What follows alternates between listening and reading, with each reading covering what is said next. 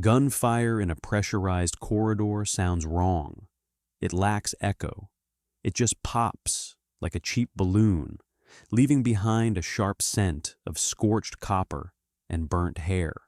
When the reigning monarch of the Orion Spur leveled his sidearm at a 9-year-old boy, the universe expected a diplomatic apology. Instead, humanity stopped talking. Fleets went dark, transmissions ceased. The galaxy would soon learn a terrifying truth about their newest, weakest neighbors. Humans do not grieve like civil beings. They hunt. The air on Station Providence always tasted like old pennies and recycled sweat. It was a neutral ground, a massive spinning wheel of titanium and glass floating in the dead space between the inner core and the human frontier. Cole hated it here. His cheap suit chafed at the collar, and his dress shoes pinched his toes. He was supposed to be a diplomatic security liaison, which was just a polite, bureaucratic way of saying he was a glorified mall cop for politicians who liked the sound of their own voices. Ambassador Hayes was currently engaged in one of those endless, droning speeches about trade tariffs and raw ore exports. Cole stood by the heavy composite doors of the grand atrium, shifting his weight from one aching foot to the other. He watched the alien delegation. They were led by Sovereign Victor, a monarch who ruled over 36 star systems with an iron fist wrapped in spun silk gloves. Victor was tall, impeccably dressed in a sheer, iridescent uniform that caught the harsh fluorescent light and wore an expression of perpetual, bored disgust. Humanity was new to the galactic stage. We were the underdogs, the dirt scratchers, the primitive apes who had only recently figured out how to fold space without blowing ourselves to atoms. We were tolerated, largely because we sold our raw materials at cut-rate prices. Cole's attention drifted. His eyes tracked a small shape darting between the legs of the stiff, formal dignitaries. It was Toby, the 9-year-old son of a junior logistics officer. Toby was supposed to be in the designated creche 3 levels down, but kids on long-haul space assignments had a habit of treating billion-dollar diplomatic stations like giant playgrounds. He had a small, motorized toy rover in his hands, its plastic wheels whirring loudly in the hushed, tense atmosphere of the atrium. It happened in a sequence of mundane, disjointed frames. Toby dropped the rover. The little plastic toy hit the polished deck and skittered across the floor, its cheap motor buzzing angrily. It bounced off the polished metallic boot of Sovereign Victor. The monarch stopped. The entire procession behind him halted with military precision. The low murmur of political negotiations died instantly, replaced by the humming thrum of the station's life support systems. Toby, oblivious to the political hierarchy of the galaxy, trotted forward. He didn't look up at the towering monarch. He just reached down for his toy. "Excuse me," Toby mumbled, a careless, distracted apology from a child focused entirely on his plaything. Victor looked down. His face didn't twist into rage. There was no theatrical villainy, no booming declaration of insult. It was far worse. It was the absolute casual dismissal of a pest. A gardener looking at a slug on a prized rose. The sovereign didn't even break his stride. He simply reached to his hip. The motion was smooth, practiced, and terrifyingly fast. He unholstered a ceremonial sidearm, a sleek, frictionless wedge of polished obsidian and silver. Cole's brain recognized the weapon. His training screamed at him to move, to draw his own bulky kinetic pistol, to tackle the boy, to do something. But his body betrayed him. The adrenaline hit his system like cold sludge freezing his joints. He was a contractor, a guy who broke up bar fights at orbital refueling stations. He wasn't a hero. He just stood there, his mouth slightly open, a cold sweat breaking across his neck. Pop. There was no thunderous roar. The weapon fired a concentrated, hyper-accelerated particle slug. The sound was pathetic, just a sharp hiss followed by a wet thud. Toby didn't fly backward like in the movies. The kinetic force was so purely localized that it simply punched through him. The boy folded, his knees buckling instantly as if his strings had been cut. He hit the deck face first, the plastic toy skittering away from his limp hand. The smell hit the atrium a second later. It was the sharp, bitter stench of ozone, instantly followed by the sickening, sweet odor of charred meat and melted synthetic fabric. Cole's knees hit the floor. He hadn't consciously decided to kneel. His legs just gave out. A heavy, nauseating knot tightened in his stomach, and the acidic taste of bile rose in the back of his throat. He stared at the small, still form on the deck, his vision tunneling until all he could see was the smoking hole in the back of Toby's oversized graphic t-shirt. The silence that followed was absolute, heavy, and suffocating. The artificial gravity of the station suddenly felt like it had doubled, pressing down on Cole's chest, making it impossible to draw a full breath. Sovereign Victor calmly reholstered his weapon. The click of the magnetic lock engaging was the loudest sound in the room. He didn't look at the boy. He pulled a small, embroidered square of fabric from his cuff and carefully wiped a microscopic speck of ash from his polished boot. "The vermin on this station are becoming intolerably bold," Victor said. His voice was smooth, a cultured melodic baritone that echoed off the vaulted glass ceilings. He looked up, his gaze sweeping over the frozen human delegation. "Ambassador, I trust you will have your janitorial staff address this immediately. The smell is quite offensive." A sound shattered the stillness. It wasn't a word. It was an ugly, tearing noise, a primal scream ripped from the bottom of a mother's lungs. Sarah, the junior logistics officer, shoved through the crowd. She collided with a heavy serving table, sending crystal glassware shattering across the floor. But she didn't seem to notice. She fell beside her son. She didn't cradle him gracefully. She grabbed his shoulders, her hands slipping, shaking him with a frantic, uncoordinated desperation. "Toby! Toby! Wake up! God, please, somebody help him! Somebody help my baby!" Her cries were messy. Thick strings of saliva and mucus hung from her chin. She looked up at Cole, her eyes wide, wild, and entirely broken. "Do something, your security! Do something!" Cole crawled forward on his hands and knees. The rough fabric of his trousers snagged on the broken glass.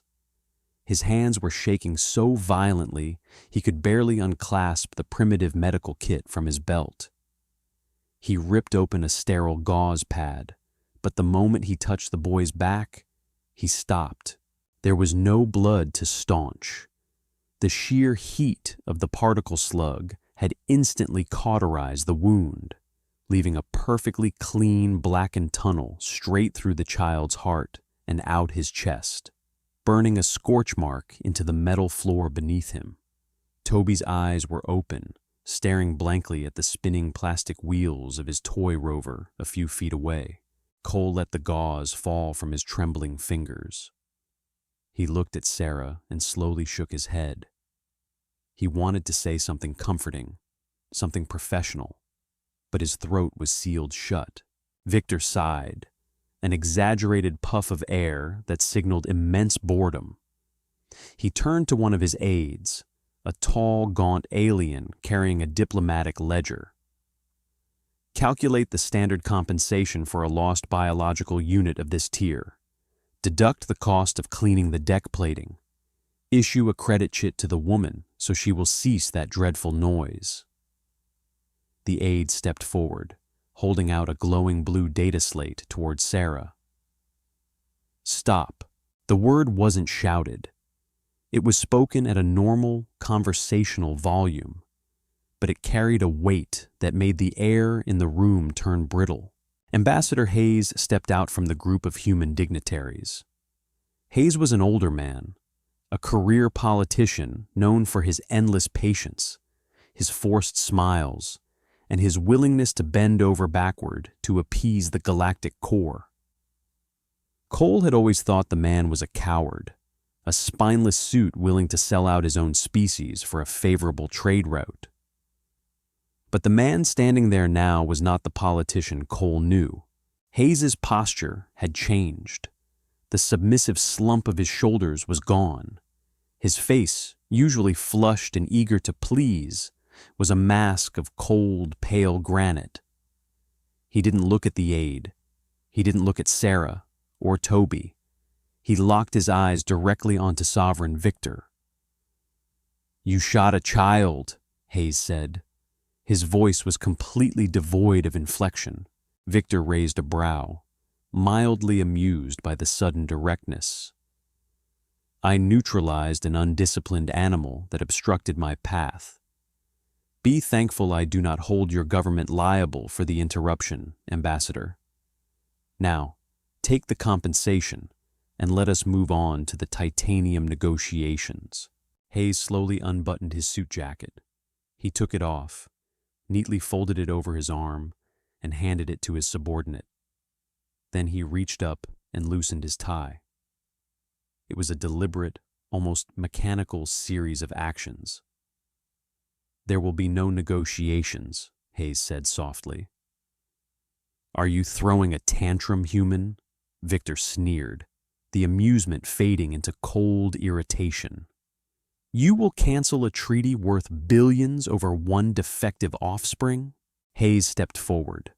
The Sovereign's royal guards instantly raised their energy rifles, the air humming as targeting lasers painted red dots across Hayes's chest. The human ambassador didn't flinch. He didn't even blink. "We are done here," Hayes said. He turned his back on the most powerful monarch in the galaxy, a grave insult in any diplomatic circle, and looked at Cole. "Mr. Cole," Hayes said, his voice flat, "pick up the boy. We are leaving. All of us." Cole swallowed hard. He nodded once, a jerky, mechanical motion. He reached down and gathered Toby into his arms. The boy was so light. He smelled like ozone and cheap bubble gum. Cole stood up, holding the child against his chest, feeling the sticky warmth of the scorched fabric against his own suit. As the human delegation turned to leave in absolute silence, Victor's aide laughed, a short, barking sound. "Let them go, Sovereign. They will be back by standard tomorrow, begging for the trade routes. They are a weak, emotional species. They need us." Hayes paused at the massive blast doors. He didn't turn around. He just tilted his head slightly. "Keep your credit chit," Hayes whispered. The acoustics of the grand hall carried the words perfectly. "You are going to need it to buy caskets." The transport ship Vanguard wasn't a luxury diplomatic vessel. It was a retrofitted bulk freighter, smelling strongly of engine grease, stale coffee, and the sterile, biting chemical scent of the medbay cooler where Toby's body now lay. The trip back to Earth took 5 standard cycles. For 5 days, nobody spoke. There were no impassioned speeches in the mess hall. No one banged their fists on the tables demanding vengeance. The silence was heavy, oppressive, and entirely unnatural. Cole sat in the dimly lit armory for most of the trip, methodically stripping, cleaning, and reassembling his kinetic pistol. over and over. Pop the pin, slide the barrel, wipe the spring. His hands had finally stopped shaking, but the phantom smell of burnt meat refused to leave his nostrils. Every time he closed his eyes, he saw the careless, elegant flick of the sovereign's wrist. He felt a deep, rotting hatred blooming in his chest, not just for Victor, but for himself, for freezing, for letting an alien king treat a human child like a discarded wrapper. When they breached Earth's atmosphere, Cole expected a media circus. He expected the planetary broadcast networks to be screaming for blood, politicians grandstanding on holovision, and riots in the streets of Geneva and New Washington.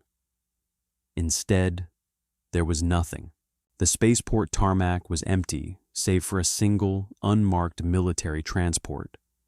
A line of soldiers in heavy, unpolished combat armor stood at attention as Cole carried the small, flag-draped box down the ramp. It was raining, a cold, miserable drizzle that washed the grime from the transport's hull. The news had reached Earth 3 days before they arrived.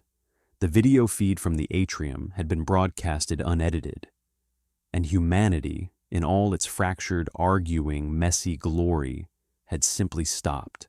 There were no riots because riots required a lack of direction. This wasn't panic. This was a synchronized planetary pivot. In the weeks that followed, the galactic community waited for the inevitable human groveling. Sovereign Victor openly boasted at the High Council about the necessary disciplining of a lesser race, expecting Ambassador Hayes to crawl back via subspace channel, offering concessions to repair the damaged ego of the core worlds. But the subspace channels remained static. Earth went to blackout. All human commercial freighters out in the deep rim were recalled.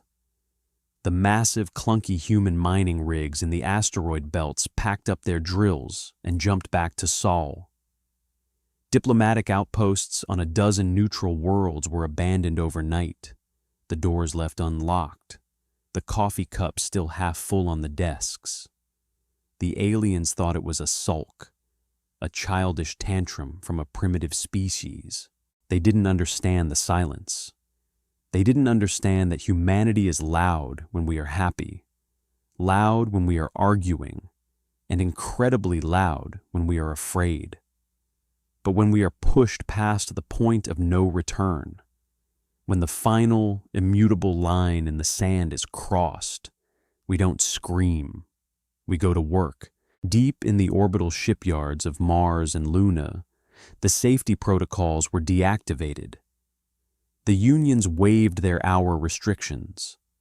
Men and women in grease-stained coveralls worked 20-hour shifts without a word of complaint, eating cold rations while sitting on steel beams. They stopped building sleek, aerodynamic exploration vessels designed to impress the galactic core. They started building ugly things, massive blocky dreadnoughts made of raw, unpainted titanium. Ships with no diplomatic suites, no observation decks, and no life pods. Ships designed around the spine of massive, planet-cracking kinetic railguns. Weapons outlawed by the Galactic Council centuries ago because they were considered too barbaric, too blunt. Cole re-enlisted. He didn't go back to diplomatic security. He joined the orbital dropshock troopers. The recruitment centers on Earth were flooded, lines wrapping around city blocks in the freezing rain. There was no patriotic music playing on the loudspeakers, no propaganda posters, just thousands of cold, wet, silent humans stepping up to a terminal, pressing their thumbs to the scanner, and taking their rifles. 2 months after the incident on Station Providence, the older, wiser species of the galaxy began to feel a creeping dread. The Valyrians, an ancient race of scholars, noted a terrifying anomaly in the hyperlane traffic. The humans weren't trading. They weren't broadcasting. But the energy signatures emanating from the Sol system were spiking to impossible levels. The industrial output of a single, primitive solar system was suddenly eclipsing the production of the entire inner core. A Valyrian emissary attempted to send a probe into human space to investigate. The probe jumped into the outer edge of the Oort cloud and immediately transmitted a single, frantic burst of telemetry before it was vaporized. The data was simple. The humans had mined the entirety of Pluto. They had cracked the dwarf planet apart and used its mass to build a fleet so dense it exerted its own gravitational pull. Back in the capital of the core worlds, Sovereign Victor sat on his throne of spun glass, drinking a delicate nectar, still annoyed that his favorite boots had a microscopic blemish. He did not know that the sky above his homeworld was about to tear open. He did not know that he hadn't just insulted a weak species. He had kicked a sleeping apex predator in the teeth, and the predator had finally opened its eyes. The orbital defense grid above the Sovereign's homeworld of Corvus Prime was a masterpiece of galactic engineering. It was a delicate, interlocking web of plasma-weaved energy shields and automated laser batteries, designed to vaporize anything that didn't broadcast the correct aristocratic clearance codes.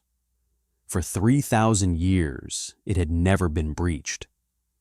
It was built to fight civilized wars, to counter elegant beam weapons and dissipate directed thermal charges. It was not built to stop a 2-ton rod of solid, depleted uranium moving at 6% the speed of light. Inside the belly of the human dreadnought gravedigger, Cole hung suspended in the dark of his drop pod. The restraint harness dug into his collarbones, pinching the nerves in his shoulders. He couldn't move his arms. He could barely turn his head.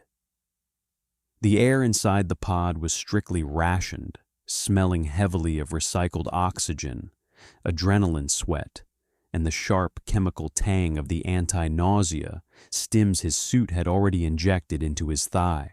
His stomach roiled anyway. He dry heaved, the bitter taste of stomach acid burning the back of his throat, hitting the inside of his visor. He swallowed it down, his breathing ragged and amplified in the tight confines of his helmet. He wasn't a soldier, not really. He was a guy who used to scan badges and break up scuffles at a spaceport bar. Now, he was holding a magnetic accelerator rifle that weighed more than he did, strapped to a titanium coffin, waiting to be fired out of a cannon at a planet he had never seen. 2 minutes to drop, Sergeant Miller's voice crackled in Cole's earpiece. The sergeant didn't sound hyped. He didn't sound angry. He sounded like a foreman announcing the end of a lunch break. Keep your teeth together. The deceleration burn is going to rattle your fillings loose. Cole clamped his jaw shut. He stared at the small, glowing red light on the panel inches from his nose. The human fleet had dropped out of slipspace at the exact edge of Corvus Prime's gravity well.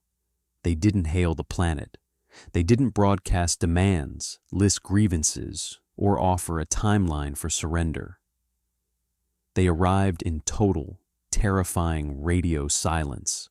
The Corvus orbital commanders, confused by the sudden appearance of hundreds of blocky, unpainted geometric shapes on their sensors, had sent standard automated warnings. When those were ignored, they fired warning shots.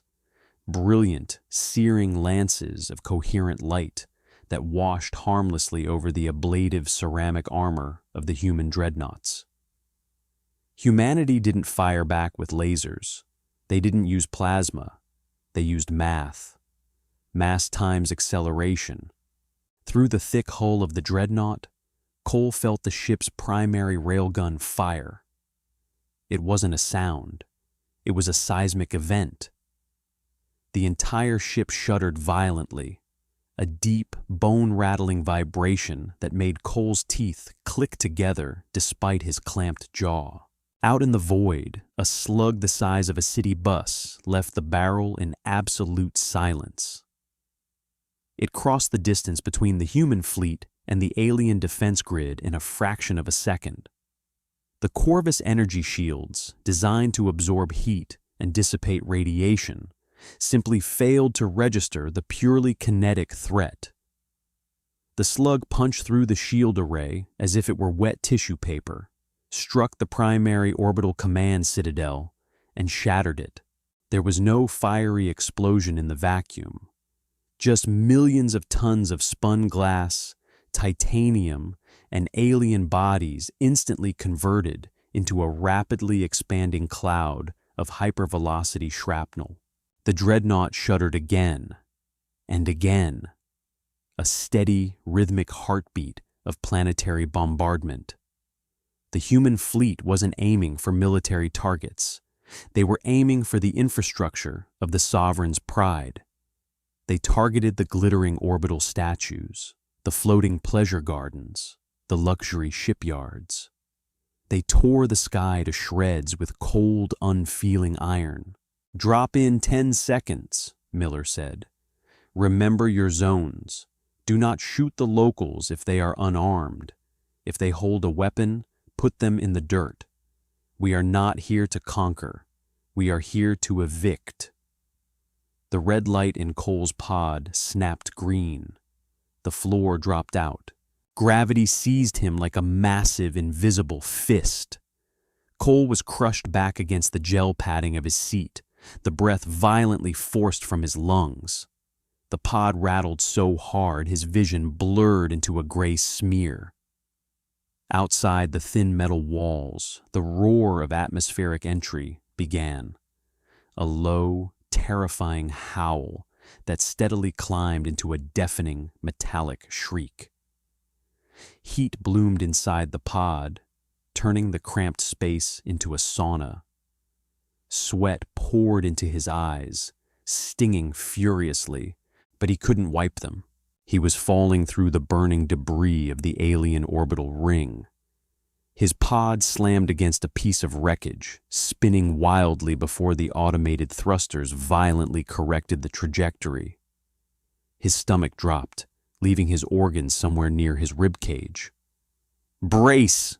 the automated voice of the pod chimed cheerfully. The retro rockets fired. The sudden deceleration felt like walking into a brick wall at highway speeds. Cole grunted, his ribs groaning against the harness. Crack! The pod hit the ground. The explosive bolts blew instantly, the heavy metal door kicking outward into the alien air. Cole punched the quick release on his harness and spilled forward, landing hands first in manicured, violet-colored grass. He scrambled to his feet, his combat boots tearing up the pristine turf, his rifle instinctively coming to his shoulder. He was standing in the middle of a massive, perfectly symmetrical plaza paved with iridescent white stone.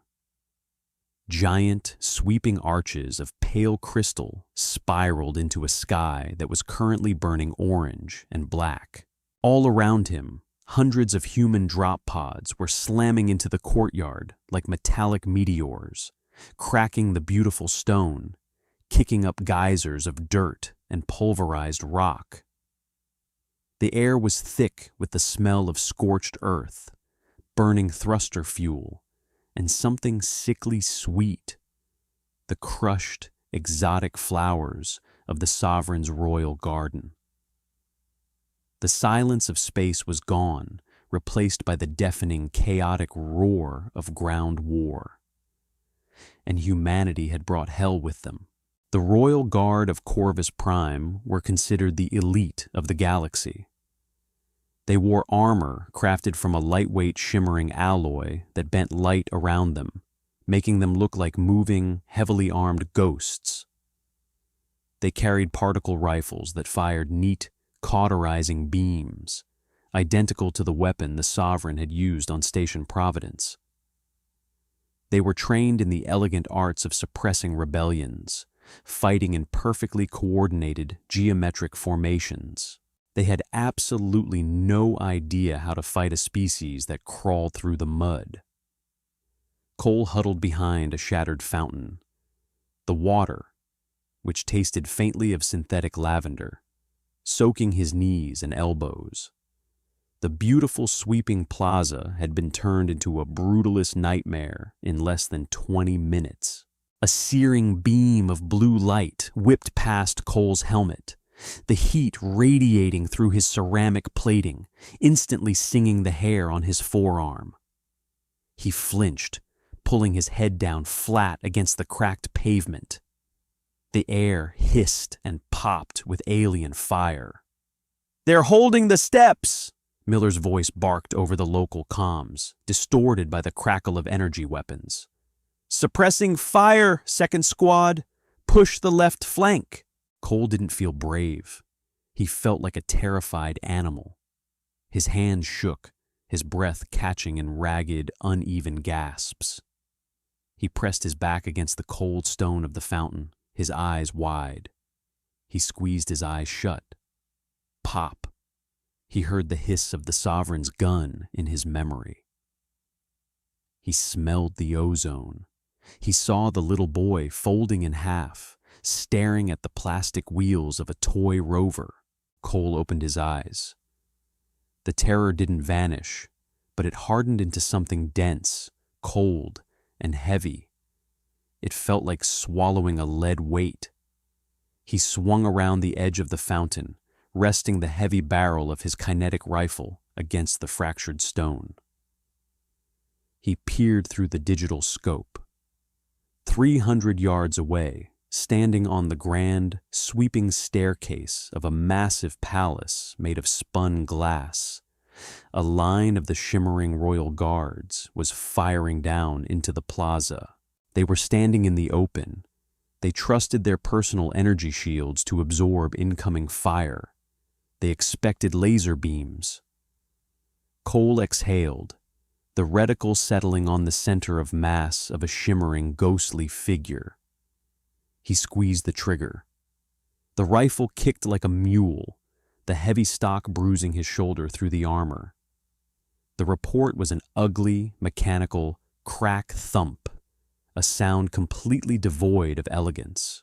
A heavy, explosive-tipped tungsten round crossed the distance instantly. It didn't interact with the alien's energy shield.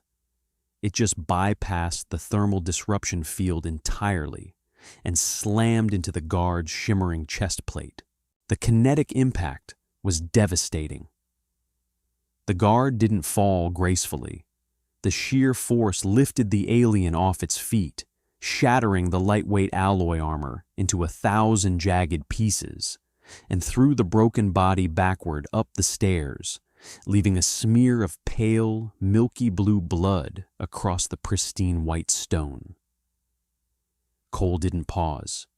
He racked the bolt, the weapon ejecting a smoking brass casing that clinked against the pavement, and fired again. And again. All around the plaza, the heavy rhythmic thumping of human kinetic weapons drowned out the sharp hisses of the alien rifles. It was a slaughter. The royal guards, confused and terrified by weapons that simply ignored their defenses, broke formation.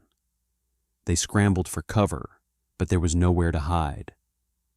Human heavy weapons teams had set up automatic grenade launchers, lobbing high-explosive fragmentation rounds that turned the beautiful crystal arches and spun glass statues into deadly, flying shrapnel. The elegance of the alien world was being drowned in dirt, cordite, and brute force. "Move up!" Miller roared, stepping out from behind a burning drop pod. The sergeant didn't run. He walked forward with a slow, deliberate menace, his heavy machine gun chattering violently, chewing chunks of stone out of the palace steps. Cole pushed himself up from the puddle. His boots slipped on the wet marble, but he caught his balance, advancing alongside his squad. They didn't scream battle cries. There was no roaring human charge, no cinematic swelling of music. The only sounds from the human side were the mechanical clatter of reloading, the heavy thud of boots, and the curt, emotionless tactical call-outs on the radio. Target left. Reloading. Clear. It was this silence that terrified the Corvus defenders the most. The humans fought like exterminators clearing out a nest of insects. It was a cold, industrial process. A royal guard, his helmet blown off and his face smeared with milky blood, stumbled out from behind a shattered pillar directly in front of Cole. The alien dropped his particle rifle, raising his long, slender hands in the air. He was screaming something in his musical, melodic language. He was trying to surrender. He was expecting the rules of engagement. He was expecting a tribunal. Cole stopped. He stared at the alien. He saw the same sleek, polished uniform Sovereign Victor had worn on the station. Ambassador Hayes's final, flat directive echoed in Cole's mind, a standing order broadcasted to every soldier before the drop. They do not understand our words.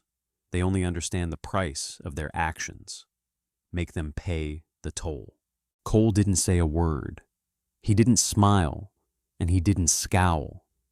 He just felt terribly, deeply tired. He raised his rifle, centered it on the alien's chest, and pulled the trigger. The guard folded, hitting the ground with a wet thud. Cole stepped over the body, his muddy boots leaving dark, filthy footprints on the immaculate white stairs of the Sovereign's palace. He wiped a streak of sweat and soot from his visor, his breathing leveling out into a steady, rhythmic draw. The human line advanced up the steps, an unstoppable tide of gray armor, trailing smoke, blood, and the smell of old copper. They were heading for the massive gilded doors of the throne room. They were going to deliver their counteroffer. The heavy, ornate doors of the Sovereign's inner sanctum were 30 feet tall, forged from a solid, seamless alloy of platinum and deep-core rhodium. They were engraved with the history of the Corvus Empire, thousands of years of conquests, treaties, and undisputed galactic dominance, all rendered in exquisite, flowing script. Corporal Davis, a demolitions expert who looked barely old enough to shave, slapped 3 bricks of gray, putty-like human C-12 explosive directly over the face of the first Emperor. "Fire in the hole," Davis muttered over the squad comms, his voice tight. He stepped back, spooling out a length of detonation cord. Cole pressed his back against the grand corridor's wall. The walls here were lined with tapestries that probably cost more than the GDP of a small Earth nation. Now, they were stained with soot, shredded by stray shrapnel, and smeared with the pale blue blood of the palace guards. The air inside the citadel was stifling, the climate control systems failing under the orbital bombardment. It smelled of burning wiring, vaporized ozone, and the sour stench of human sweat. For the last hour, the local subspace frequencies had been blowing up. Once the outer defenses fell, the alien bureaucrats had finally realized their energy weapons were useless, and their wealth meant nothing to the invaders. The local commanders had tried to open diplomatic channels. They broadcasted offers of ceasefires, massive financial reparations, and unconditional surrender. The Human Fleet Command didn't respond. They didn't even open the channels. They just let the incoming messages bounce back into the void. It was absolute suffocating dead air. You cannot negotiate with a storm. You can only endure it. "Blow it," Miller ordered. Davis squeezed the detonator. The explosion inside the confined hallway was catastrophic. The shockwave punched the breath out of Cole's lungs, ringing his ears despite the heavy acoustic dampening of his helmet. The brilliant flash temporarily blinded his visors. When the smoke cleared, the ancient priceless doors were gone. In their place was a jagged, smoking, blackened maw. "Push in, check your corners," Miller said, stepping through the smoke. Cole followed, his boots crunching over the twisted remnants of platinum. The throne room was immense, a cavernous space with vaulted ceilings that mimicked a starry night sky. The floor was a single, flawless piece of polished obsidian. At the far end of the room, sitting on an elevated dais, was Sovereign Victor. He was surrounded by a dozen of his highest-ranking aides and a handful of terrified, shaking royal guards. The Sovereign was not wearing his sleek diplomatic uniform.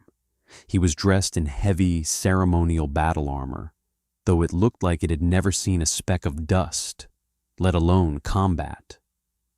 His face, previously in mask of bored arrogance, was pale. The composure was gone, replaced by the wide-eyed, jerky movements of a trapped animal. As the squad of human shock troopers spread out into the room, their heavy rifles trained on the dais, one of the aides, a tall, gaunt alien, stepped forward. His hands were shaking violently. He was holding a glowing blue data slate. "Halt!" the aide stammered, using a universal translator that projected a tinny, synthesized human voice. "You have breached the sanctum of the Sovereign. We demand a parley. We offer full control of the outer trade routes, 1,000,000,000,000 credits. What is it you want?" Cole recognized the aide. It was the same one who had offered Sarah a credit chit to pay for the floor plating her dead son had bled on. Miller didn't even look at the aide. He kept his rifle trained squarely on Sovereign Victor. "Get him out of the way," Miller said softly. Cole didn't hesitate. He stepped forward, closing the distance to the dais.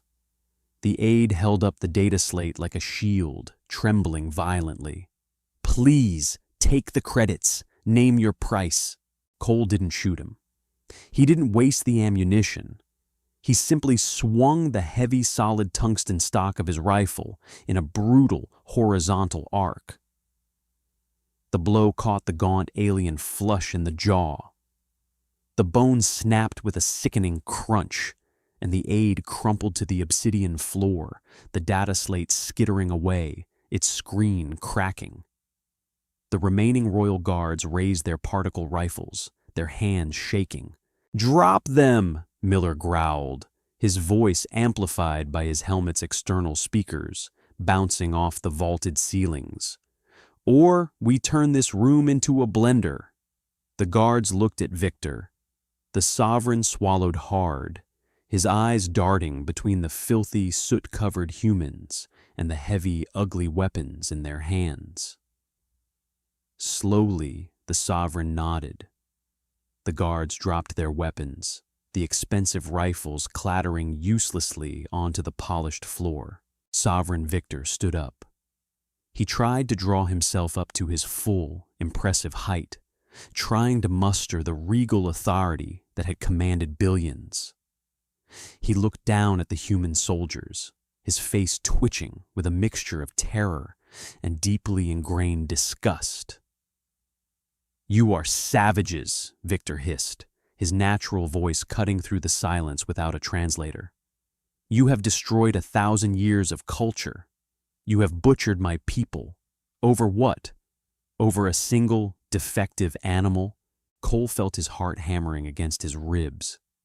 The anger inside him, the heavy lead weight that had settled in his stomach during the drop, suddenly flared white-hot. He didn't wait for Miller's orders. He didn't care about military protocol. He broke ranks. Cole marched up the steps of the dais. The heavy thud of his boots echoed loudly in the cavernous room. Victor shrank back, raising his hands, his ceremonial armor clinking. Cole stopped inches from the monarch. Up close, the alien didn't look like a god. He just looked tall, fragile, and very afraid. Cole reached up and grabbed the edge of his own helmet. He twisted the locking collar and pulled it off, tossing it carelessly onto the floor. It rolled and came to rest near the sovereign's perfectly polished boots. Cole's face was a mess. He was pale, soaked in sweat, his eyes sunken and rimmed with red. A thick smear of dirt and grease ran across his cheek. He looked exactly like what he was, an exhausted, grieving, ordinary man who had been pushed entirely too far. He stared up into Victor's eyes. "His name was Toby," Cole whispered. His voice was ragged, hoarse from breathing recycled air and cordite, but it carried perfectly in the massive, silent room. Cole unholstered the kinetic pistol at his hip. The movement was slow, deliberate, and entirely lacking in elegance. He didn't point it at the sovereign's chest. He didn't aim for the head. He aimed it at the sovereign's kneecap. "And you owe his mother a massive debt," Cole said. Before Victor could open his mouth to speak, before he could offer another planet, another trade route, another empty apology, Cole pulled the trigger. The heavy slug shattered the alien's knee joint instantly. Victor collapsed, a high, piercing shriek tearing from his throat, his hands clutching the ruined, bleeding mess of his leg. He writhed on the pristine obsidian floor, the pale blue blood pooling around him, staining his beautiful armor. Cole stood over him, watching the monarch thrash and scream. He didn't feel heroic. He didn't feel a triumphant surge of justice. He just felt cold, hollow, and immensely tired. The smell of the alien's blood didn't mask the phantom smell of ozone that still haunted Cole's memory. But as he looked down at the ruined king, the heavy knot in his chest finally began to loosen. "Secure the package," Miller said flatly, stepping up onto the dais. "Medical teams are inbound. Patch his leg. Keep him alive. Ambassador Hayes wants him awake for the tribunal on Earth." Cole took a slow, deep breath of the stifling, smoke-filled air. He looked back at the ruined platinum doors, at the dirt and blood tracked across the most sacred floor in the galaxy. Humanity hadn't come to conquer. They had come to send a message. And as Cole reholstered his weapon, wiping a drop of sweat from his chin, he knew the galaxy had received it loud and clear. "Do not touch our children, or we will burn your universe down to the bedrock." The brig of the dreadnought Gravedigger was not designed for royalty. It was a 3x3-meter cube of raw, unpolished steel, smelling violently of industrial bleach and recycled sweat. The slipspace drive of the massive ship generated a low, rhythmic hum that vibrated up through the deck plating, rattling the teeth in a man's skull if he stood still for too long. Cole sat on a metal folding chair outside the reinforced plexiglass wall of Cell 4. He wore a gray-issued jumpsuit, the fabric stiff and smelling of chemical detergent.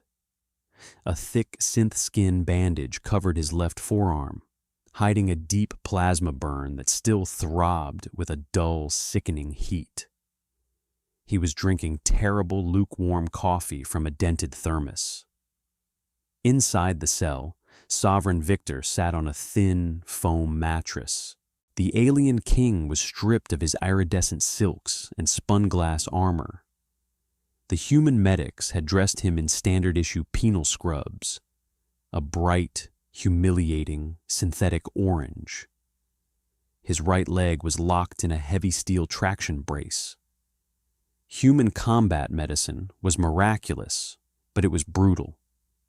They hadn't bothered with the elegant genetic mending or soft tissue regeneration favored by the core worlds.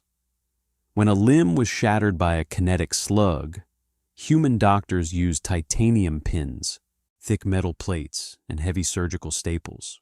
Victor looked frail. The pale blue tint of his skin had faded to a sickly, translucent gray. His long, elegant fingers trembled as he picked at the rough, itchy fabric of his trousers. Cole took a slow sip of his coffee. The bitter liquid washed away the lingering taste of adrenaline and copper that had coated his tongue since the drop on Corvus Prime. Victor slowly looked up. His eyes, completely black without pupils or irises, locked onto Cole. The sheer, overwhelming arrogance was gone, but the hatred remained. It was a quieter, desperate kind of hate. "The pain medication your physicians administered," Victor said. His voice was raspy, stripped of its musical cadence. "It is inadequate. My nerves are burning." Cole didn't move. He just stared through the scratched plexiglass. "It's standard issue ibuprofen and a synthetic opiate. Same thing we give our own guys when they get their legs blown off." "I am not one of your grunting foot soldiers," Victor hissed, a momentary flash of his old superiority breaking through the exhaustion. "I am the sovereign of the Orion Spur. I demand access to a somatic healing suite. My leg is knitting incorrectly. The bone aches. It's going to ache for the rest of your life," Cole said. His voice was entirely flat. He set the thermos down on the floor. It clanked loudly against the metal grate. "The titanium plates don't expand with temperature changes. When it gets cold, your bones will contract, but the metal won't. It's going to feel like someone is driving a nail into your kneecap every time it rains." Victor stared at him, the color draining further from his face. "You did this to me. You pulled the trigger." "I did," Cole agreed. He didn't sound proud. He didn't sound guilty. He just stated it as a matter of atmospheric pressure or gravity, a simple, undeniable fact of the universe. "You will hang for it," Victor said, his voice trembling slightly. "When the High Council convenes, your entire species will be sanctioned. You have violated 1,000 treaties. You invaded a sovereign capital. You assaulted a head of state. Your world will be embargoed until your people starve in the dirt." Cole leaned forward, resting his forearms on his knees. He looked at the alien king, truly looked at him, and felt nothing but a hollow, scraping exhaustion. "There is no High Council anymore, Victor," Cole said softly. The sovereign blinked. "What?" "While we were glassing your orbital rings, Ambassador Hayes sent a fleet of 30 dreadnoughts to the core world's capital. They didn't fire a single shot. They just dropped anchor in low orbit and powered up their railguns. Then Hayes sent an open broadcast to the council. He told them what you did on Station Providence. He showed them the security footage." Cole paused, watching the alien's throat work as he swallowed. "He told the council that if any species, any military, or any supply ship crossed into the Corvus system to help you, humanity would consider it an act of war. We gave them 1 hour to decide if they wanted to burn with you." Victor's hands gripped the edge of his thin foam mattress. They have fleets. They have the armada of the inner systems." "They didn't send a single ship," Cole said. "They expelled Corvus Prime from the council. They revoked your treaties. They shut down the subspace gates leading to your sector. They threw you to the wolves, Victor, because they looked at our ships, they looked at our guns, and they realized they didn't want to die for a man who shoots children." Victor slowly let go of the mattress. His hands fell to his sides. The reality of the cold, vibrating metal cell finally seemed to crush the last remnants of his royal delusion. He wasn't a king in exile. He was a prisoner in a cage, entirely alone in the dark. "Why didn't you just kill me?" Victor whispered, looking at the titanium brace bolted to his leg. "Because a bullet is too fast," Cole said. He picked up his thermos, stood up, and turned away from the glass. "And you still owe us a debt." It was raining in Geneva. It wasn't a poetic, gentle shower. It was a miserable, gray, freezing deluge that turned the sky the color of wet cement and battered the heavy reinforced windows of the United Nations Tribunal Hall. Cole hated the dress uniform more than his tactical armor. The high collar dug into his neck, and the heavy wool felt suffocating in the humid, crowded room. He stood at parade rest against the back wall, his hands clasped tightly behind his back. The hall was packed, but the silence was deafening. There were no cameras, no holovision crews. The doors had been sealed, heavily guarded by drop-shock troopers in full combat gear. The air smelled of damp wool, stale coffee, and the sharp ozone taint of the electronic shackles currently binding Sovereign Victor's wrists. The alien monarch sat at a simple, wooden defense table in the center of the sunken floor. He was still in his orange scrubs. He looked small. Without the grand architecture of his palace to frame him, without the shimmering armor to broaden his shoulders, he was just a gaunt, shivering creature under harsh fluorescent lights. Behind a raised mahogany bench sat Ambassador Hayes. The older man looked like he hadn't slept in a month. The skin around his eyes was bruised purple, and his neat silver hair was unkempt. He didn't look like a judge. He looked like an undertaker. Hayes shuffled a stack of paper files on his desk. He didn't use a glowing data slate. He used physical paper. The dry, raspy sound of the pages turning echoed in the dead, silent room. "Sovereign Victor of the House of Corvus," Hayes began, his voice rough and unamplified. "You are not here to negotiate. You are not here to sign a treaty. You are here to face the consequences of a murder committed on neutral ground." Victor shifted in his chair. The heavy steel brace on his leg clanked against the wooden table. "This is a farce," he said. He tried to project the booming authority of his past, but his voice cracked. "I am a sovereign ruler. I demand to be treated according to the Geneva Conventions of your own archaic laws." Hayes stopped shuffling the papers. He looked down at the alien. "The Geneva Conventions apply to warfare between human nations," Hayes said, slowly, a dark, terrible coldness seeping into his tone. "They dictate how we treat our peers. You are not our peer. You looked at a human child and decided he was an animal. You treated him like a pest. So, we are treating you like a pest." Hayes pointed a finger toward the front row of the gallery. Sarah sat there. She was wearing a simple black dress. She looked terribly thin, her collarbones sharp under the fabric. Her eyes were hollow, red-rimmed, and staring straight through the alien king. She held a small plastic toy rover in her lap. Her thumb rubbed obsessively back and forth over one of the little plastic wheels. Whir, whir, whir. The tiny mechanical sound scraped against Cole's eardrums. It brought the smell of burnt ozone rushing back into his nose. He clenched his jaw, his fingernails digging into his palms behind his back. "Look at her," Hayes commanded. Victor refused to turn his head. He stared rigidly at the wooden grain of the table in front of him. "I issued a standard compensation chit. According to galactic law, the matter was settled.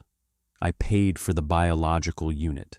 A ripple of motion swept through the armed guards in the room. Kinetic rifles shifted. Safeties clicked off. The sound of 50 heavy weapons being prepped to fire at once was like the racking of a giant mechanical beast. Hayes raised a hand, and the guards froze. "You calculated the worth of a human life," Hayes said, leaning over the bench. "Your aide offered her 400 galactic credits. He deducted 50 for the cost of cleaning your floor." Hayes picked up a piece of paper. "Our economists have run the conversion rates. 400 galactic credits equates to roughly 12,000 Earth dollars. That is the price you put on Toby." Victor finally looked up. "Yes, that is the standard rate for an unbonded civilian in the Outer Rim. We do not use galactic credits here," Hayes said softly. He set the paper down. "And we do not sell our children. But since you are so deeply fond of accounting, Sovereign, we have decided to honor your transactional nature." Hayes stood up. The heavy wooden chair scraped backward. "We calculated the cost of your invasion, the deployment of the orbital fleet, the kinetic rounds fired, the fuel, the medical supplies, the loss of human life during the planetary drop." Hayes picked up a heavy steel-bound ledger and dropped it onto the desk with a loud final thud. "You owe humanity $3.4 trillion, Hayes said. Victor stared at him, his mouth opening and closing soundlessly. My empire is in ruins. You glassed my shipyards. You shattered my treasury. I have nothing. I cannot pay that." "We know," Hayes replied. He stepped out from behind the bench and walked down the short flight of stairs to the floor. He stopped a few feet from the alien. "You are going to work it off," Hayes said. Victor's black eyes went wide. "What?" "The minimum wage for an unskilled manual laborer in the outer asteroid mining colonies is $15 an hour, Hayes said, his voice entirely devoid of emotion. "You will be transferred to Penal Station Tartarus, located in the deep ice rings of Neptune. You will be given a plasma torch and a heavy environment suit. You will cut ice. You will haul ore. You will work 14 hours a day, 6 days a week." Hayes leaned in closer. Cole could see the muscle ticking in the ambassador's jaw. "Every dollar you earn will be seized by the state and applied to your debt. We calculated the timeline. Assuming you meet your daily quotas and deducting the cost of your nutrient paste and recycled water, you will pay off your debt in approximately 260,000 years. Victor physically recoiled, hitting the back of his wooden chair. "I will die. My lifespan is only 3 centuries. I will die in the dark." "Yes," Hayes whispered. "You will. You will die swinging a pickaxe in the freezing dark, millions of miles from your sun, covered in rock dust. You will die as an unskilled laborer, and when you drop dead, we will bury you in the slag heap."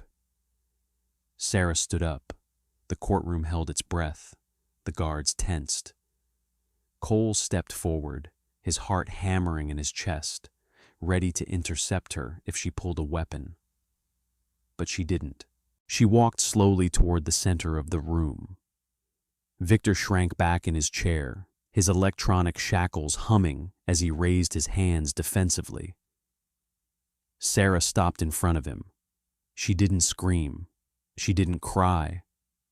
The frantic, broken desperation that Cole had seen on Station Providence was gone. It had burned out, leaving behind a cold, desolate ash. She reached out and dropped the plastic toy rover onto the wooden table. It hit the surface with a loud, cheap clatter. It rolled a few inches and bumped against the alien's bound wrists. "Keep it," Sarah said. Her voice was raspy, completely flat. "So you remember why you are swinging the axe?" She turned around and walked out of the courtroom. The heavy wooden doors clicked shut behind her. Victor stared at the cheap plastic toy. The room was silent, save for the heavy drumming sound of the rain beating against the reinforced glass. For the first time since the shot was fired, the sovereign of the Orion Spur began to weep. The sound was pathetic, a high, reedy keening that echoed off the cold concrete walls. Cole watched him cry. He didn't feel a sense of triumph. Vengeance didn't fix anything. It didn't bring the boy back. It didn't stop Sarah's heart from being a ruined, empty thing. It just moved the suffering from one side of the galaxy to the other. "Take him away," Hayes said, turning his back on the alien. Two massive shock troopers grabbed Victor by the arms, dragging him out of his chair. He couldn't put weight on his ruined leg. He sobbed as they hauled him toward the rear exit, his orange scrubs dragging across the floor, leaving the toy rover sitting alone on the wooden table. The silence of space is profound, but the silence of the Neptune ice rings is absolute. Penal Station Tartarus was not a place of rehabilitation. It was a brutal, ugly scar of rusted iron and heavy machinery bolted onto the side of a massive, drifting chunk of dirty ice. The temperature outside the airlocks hovered near absolute zero. The interior wasn't much better. The corridors were narrow, poorly lit, and constantly coated in a fine layer of freezing condensation. 4 months had passed since the tribunal. Cole had resigned his commission. The military had offered him a promotion, a chest full of medals, and a comfortable desk job at Fleet Command. He turned it all down. He didn't want to wear a uniform anymore. He didn't want to carry a gun. He just wanted quiet. He took a job on a deep space cargo hauler, running raw materials between the Jupiter colonies and the outer rim. It was mindless, heavy work. He spent his days checking pressure valves, hauling crates, and staring out the reinforced viewport at the endless, indifferent black of space. It was a Tuesday, cycle shift 3, when the hauler docked at Tartarus to offload a shipment of plasma torch batteries and heavy rations. Cole stood on the loading dock, wrapped in a thick, insulated parka, his breath pluming in the freezing air. The dock was a chaotic mess of screeching forklifts, shouting foremen, and the heavy rhythmic thud of automated cargo lifters. The smell of ozone, grease, and frozen dust was overpowering. He handed the digital manifest to a station quartermaster, a burly woman with a prosthetic arm and a permanent scowl. "Sign here," Cole said, his voice muffled through a thermal mask. The quartermaster stamped her thumb onto the slate. "Got any fresh fruit on that tub of yours? The guys down in Sector 4 are getting scurvy." "Just synthesized protein crates," Cole replied, securing his slate to his belt. "Sorry." A loud, piercing klaxon blared across the dock. It was the shift change alarm. From a massive, heavy-duty airlock at the far end of the bay, the mining crews began to emerge. They were a miserable procession. Humans mostly, wearing thick, battered environmental suits covered in gray rock dust and frozen slush. They dragged their heavy plasma cutters behind them, their heads bowed against the artificial gravity, exhausted down to the marrow. Cole watched them walk past. And then he saw him. Near the back of the line, struggling to keep pace, was a figure slightly taller than the rest. He wore the same bulky, stained environmental suit, but his movements were jagged, uneven. He dragged his right leg, a heavy, crude mechanical brace bolted to the outside of his suit, sparking slightly as it scraped against the metal deck. It was Victor. The alien king was carrying a massive crate of raw ice ore against his chest. The crate easily weighed 100 pounds. Victor's face, visible through the scratched, fogged visor of his helmet, was unrecognizable. The pale blue skin was gone, replaced by a sickly, bruised gray. His cheekbones protruded sharply. His eyes were sunken, dark pits of absolute misery. He was panting heavily, his breath fogging the glass. A foreman stepped out of a control booth. He held a heavy shock baton. "Keep it moving, inmate 4099, the foreman barked, slapping the baton against the metal railing. "You're holding up the line. Get that ore to the hopper." Victor flinched at the sound of the baton. He didn't glare. He didn't demand respect. He just lowered his head, tightened his grip on the heavy crate, and limped faster, his boots slipping on the icy deck. He passed within 10 feet of Cole. Victor looked up. For a fraction of a second, through the scratched plexiglass and the freezing fog, their eyes met. Cole didn't move. He didn't smile. He didn't taunt the alien. He just looked at the ruined creature carrying rocks in the dark. Victor broke the gaze first. He looked down at the deck, his shoulders slumping, and limped toward the processing hoppers, disappearing into the steam and the noise of the machinery. Cole stood in the freezing dock for a long time after the line had passed. He listened to the grinding of the ore crushers. The galaxy had changed. Humanity hadn't conquered the core worlds. We didn't build an empire of glass and gold. We simply went back to our freighters, our mining rigs, and our quiet, messy lives. But the aliens never looked at us the same way again. When human ships docked at alien ports, the locals lowered their voices. When human diplomats walked into a room, alien monarchs stood up and offered them the best seats. There were no more casual insults. There were no more dismissive tariffs. And no one, anywhere in the galaxy, ever raised a hand to a human child again. Because they knew what slept beneath the surface of our fragile, soft skin. They knew that we were not civilized. We were just polite. And politeness is a fragile treaty, easily broken by the sound of a falling plastic toy. Cole turned away from the dock, the heavy metal door of his cargo hauler hissing open. He stepped inside, shedding his parka, and walked up to the cockpit. He sat down in the pilot's chair, the worn leather familiar and comforting. He flipped the comms array on, listening to the static of deep space. It was quiet. It was peaceful. Cole reached into his pocket and pulled out a small, worn object.